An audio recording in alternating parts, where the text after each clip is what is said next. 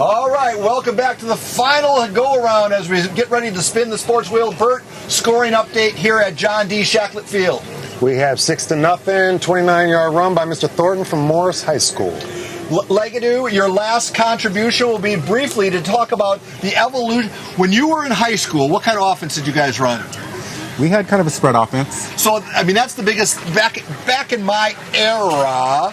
Well, can we take a live shot of the field? We had an injured Kearney Comet. We'll try to get an update. It looks like he's okay as he's getting up on the field. The game is momentarily stopped with 8:11 to go. Legadoo, the game has evolved considerably. Now it's all about wide receivers. As a former wide receiver, you got to be all over that, right? Well, I was on the other side of it. I was a quarterback in high school, so I was throwing to all my guys, which I like to spread. Which still you have to appreciate. Oh, you were in the band. How's it evolved? I was in the band, but the trombones, we had much tighter splits. Oh, exactly. When we came out, because we were not good trombonists, so we had to. All right. We're going to take some live action of this game, which is about to resume. But right now, we're going to spin the wheel, if you will, starting with Brandon Stone, I believe. Hey, Paul, we're still having fun out here in the Saints tailgate. There's been so many cool tailgates to see today. We saw St. Patrick's School. They were the only Augustinian school in the land. We saw the cheerleaders. We saw some of the alumni. We hung out with the band. Right now, we're just playing some cornhole right now. Guys, what do you guys think about first off, what's your name and what do you think about the team? My name is Guillermo Valentino Yeo, and I think this game is pretty cool. Pretty good for you? What are you looking forward to seeing? What's your name? My name's Andres. I think it's pretty fun. I mean, the design on it is really nice. So yeah. There you go. It should be a party. Now we're playing cornhole, of course. So I'm gonna need you. We're both gonna go. Okay? All right. I'm gonna go first because I got this one. You got this. This is gonna be good. Legends are about to be made. Oh, come on. All right, their turn. Bring it on. Bring it on.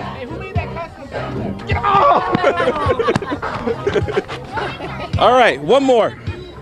Go, do it. That was close. This is no pressure. You're only on television in front of 3 million people.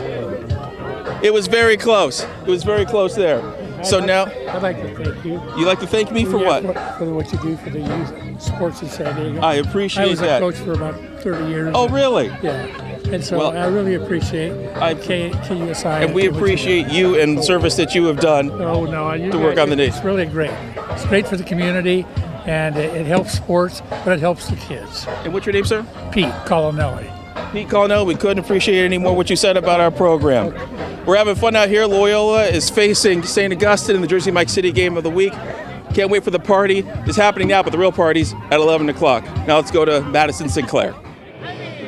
Brandon, you really need to work on your cornhole game. You really should have made that one. But anyways, we are out here at Cathedral Catholic as the Dons are taking on Corona Centennial, probably the hardest, toughest game they're going to face all season. But I'm going to step to the side, and our lovely photographer, Tim Gahn, is going to zoom in on that big rig truck you're seeing right there. That is the PPR Prep Pit Tin Report PPR Raw truck. Now, I'll tell you about this game. Cathedral is taking on Centennial. Centennial is ranked 6th nationally and 3rd in the state, and they're coming off of a huge win. The Dons are coming off of huge wins against Saguaro out of Arizona, beating them. So they're going to carry that into this game, have that momentum. If they can stop the running game on Centennial, they're going to probably come out on top, and they're going to leave that up to the Dons pass rusher, Jackson Moy. He's only a sophomore, so make sure you watch that, and I'm going to send it out to the South Bay for now. Bo?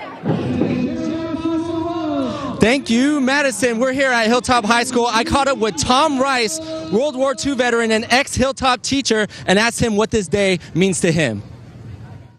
Well, I come back to the high school where I taught for 30-some years, and it's amazing the accomplishments that have occurred here at the school, and to meet all of my old friends, and including classmates. So it's a reunion, it's a reinvention, and it's a turning over completely. In a way, it's a kind of a closure, because all of us old GIs that jumped in Normandy, we suffer from fame, blame, and shame. So we're getting those things settled.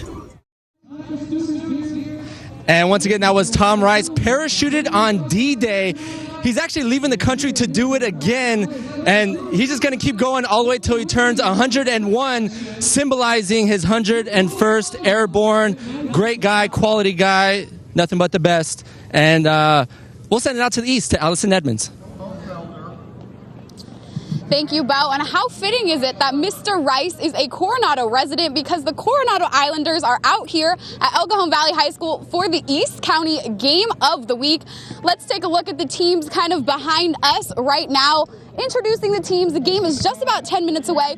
The Coronado Islanders coming into this game at 1-1 under head coach Kurt Hines.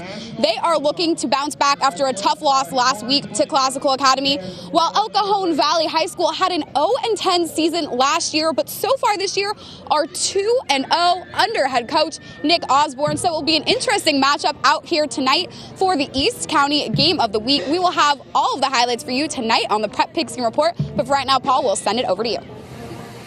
All right, thank you very much, Allison. You are looking live at the game going on behind us. This is Morris on their second drive as they're looking to build on their 6-0 lead. Just a quick injury update. Eduardo Pelacastre left the game for Kearney.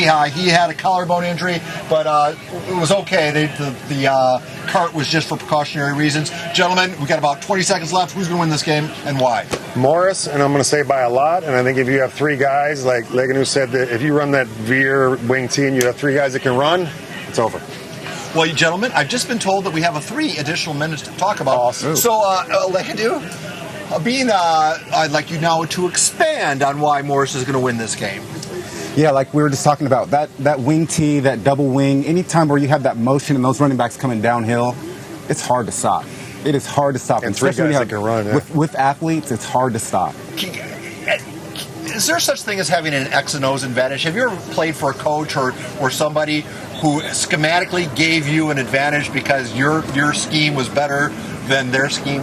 Or is it still, is it all about the ponies in the race? I think it's about the ponies in the race, but you get caught up in, so you look at Morris, they have Skyline Youth Football here. So these kids run and play together through first grade, kindergarten, all the way through to high school. Where you take Kearney, might not have that, so they start fresh. So I think that's the big advantage. These kids have been running this offense probably 6, 7, 8 years in a row. And that's what every high school wants. Everybody wants a feeder program, right? No doubt about it. When you can step on campus in high school day one and know the terminology, know the shifts, know the formations, know the plays. Everything, yeah. Yeah, you got traction. All right, well, the Red Jacket Army puts together a big side venture. Every game we go to, we try to bring you the very best in highlights, but we also have things called Hogcasts, where we try to find that interesting sidebar story, something you might not know about your local high school football team that you only can find out about on the PPR. We post about 25 fresh ones every Friday night. One of my favorite from last week was Leonard Pickney. Take a listen to what his Hogcast was all about. Steve, what does it mean to kind of be at this event here tonight? Well, basically, it's great to see a lot of old faces. Yeah, and to be thankful that don't have to run the power sweep again, like 3 or 4 times in a row when coach wants to make sure that you get it right. Maybe a favorite memory from back in those playing days. That was probably always the Orange Glen game, which they're playing tonight. Cross-town rivalry, and that was tough, and there was a big build-up to it.